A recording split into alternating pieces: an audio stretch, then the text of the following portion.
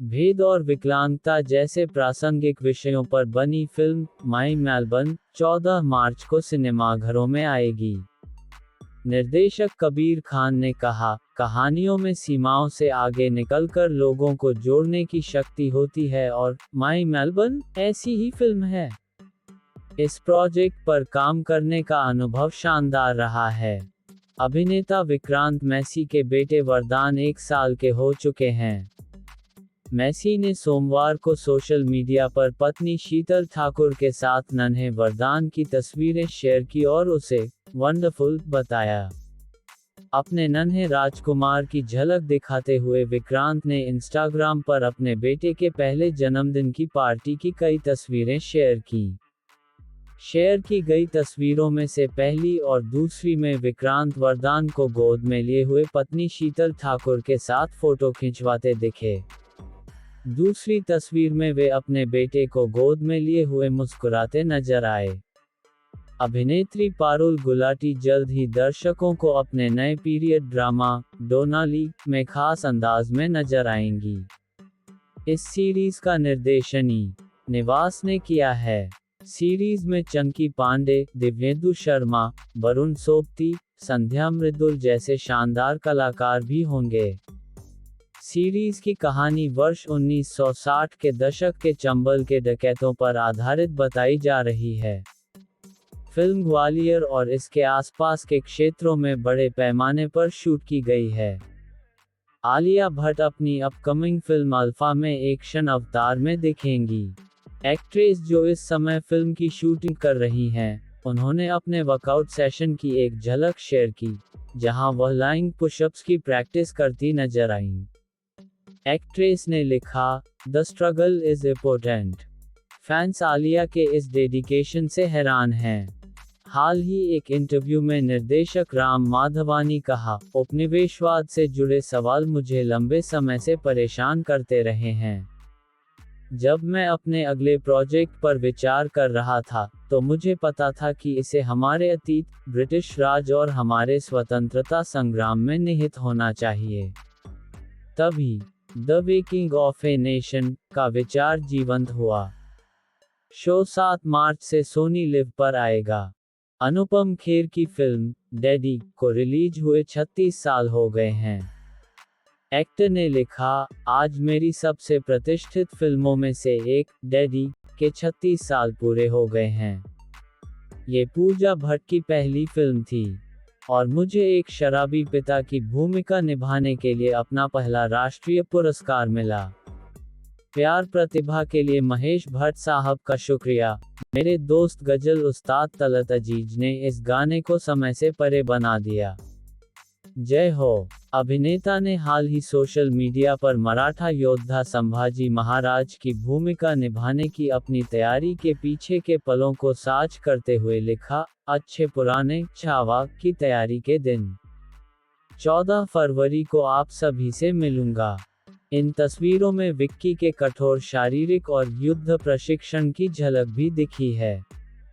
सलमान ने अरहान को टूटे रिश्तों से उबरने के लिए दिलचस्प सलाह दी। एक्टर ने कहा, अगर कभी कोई लड़की अरहान से ब्रेकअप करती है तो उसे अपने आंसू निकालकर जल्दी से आगे बढ़ जाना चाहिए। भाईजान ने ये भी कहा कि अगर कभी गलती हो जाए तो बिना किसी संकोच के उसे स्वीकार करना चाहिए और दिल से माफी मांगनी चाहिए। चाहे जो भी मुश्किलें आए, अपने लक्ष्यों पर ध्यान केंद्रित रखें। रुबीना दिलेक को टेलीविजन की छोटी बहू के नाम से जाना जाता है। शक्ति अस्तित्व के एहसास की में उन्होंने राधिका का किरदार निभाया था। इसके अलावा वह बिग बॉस का हिस्सा भी रह चुकी हैं। रुबीना बिग बॉस 14 की विजेता रह चुकी हैं। हाल ही एक इंटरव्यू में एक्ट्रेस ने कहा, मेरा व्यक्तित्व ऐसा रहा है जहां मैं कोई दबाव नहीं लेती। मैं केवल उन उम्मीदों का ध्यान रखती हूं जो स्वयं से हैं। जब ये साल शुरू हुआ तो मैंने यही सोचा कि मैं स्वयं को किसी भी दायरे में नहीं बांधूंगी। मैं चाहती हूं कि मेरे लिए अलग अलग रास्ते खुलें। मेरी ईमानदारी, निष्ठा हमेशा अपने काम के लिए ही रही है। मेरा काम मुझे जिस दिशा में लेकर जाएगा, मैं खुशी से उस रास्ते पर चल पड़ूंगी। सूरज बड़जात्या ने बड़ा नाम करेंगे के जरिए OTT की दुनिया में कदम रखा है। ये सीरीज OTT 7 फरवरी से स्ट्रीम हो रही है।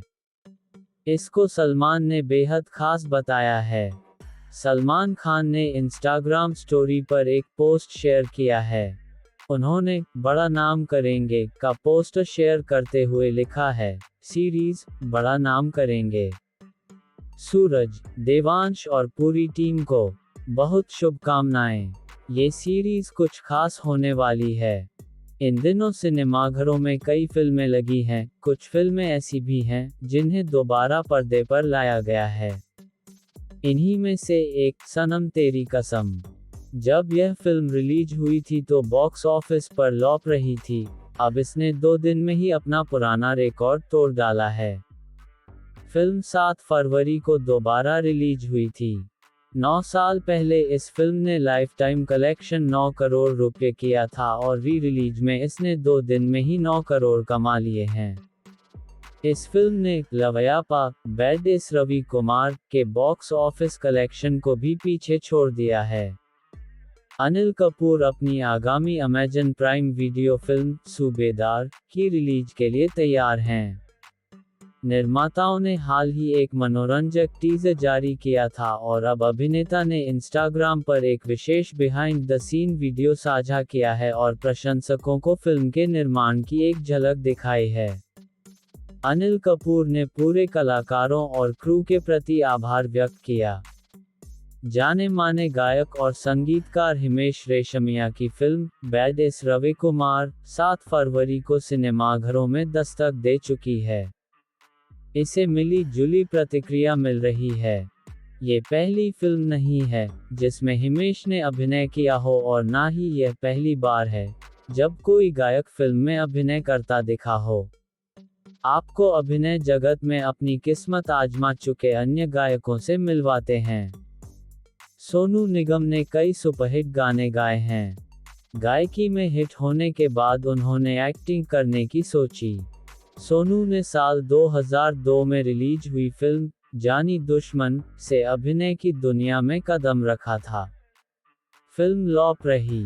इसके बाद सोनू कुछ और फिल्मों में नजर आए, लेकिन एक्टिंग में वे सफलता हासिल नहीं कर पाए। उनका अभिनय करियर ज्यादा लंबा नहीं रहा, लेकिन उनके गाने आज भी लोगों की जुबान पर हैं। कोई भी पार्टी या शादी हो तो डीजे पर मीका सिंह के गाने न बजें, ऐसा हो ही नहीं सकता।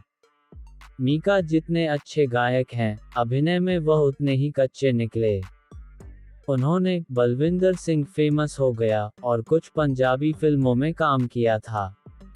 ये फिल्में नहीं चली तो मीका ने एक्टिंग से तौबा कर ली। दिलजीत दोसांझ ने अपने अभिनय का दम दिखाने के बाद उड़ता पंजाब से अपने एक्टिंग करियर की शुरुआत की और पहली ही फिल्म से दिल जीत लिए। उदित नारायण के बेटे आदित्य नारायण कई फिल्मों में गा चुके हैं। गायकी में नाम कमाने के बाद उन्होंने अभिनय की दुनिया की ओर रुख किया।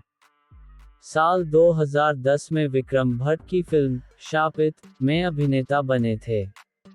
हालांकि अभिनय करियर उनका ज्यादा सफल नहीं रहा। आदित्य को बचपन में उनके अभिनय के लिए खूब प्यार मिला, लेकिन बड़े होने के बाद लोगों ने उन्हें अभिनेता के रूप में नहीं स्वीकार किया।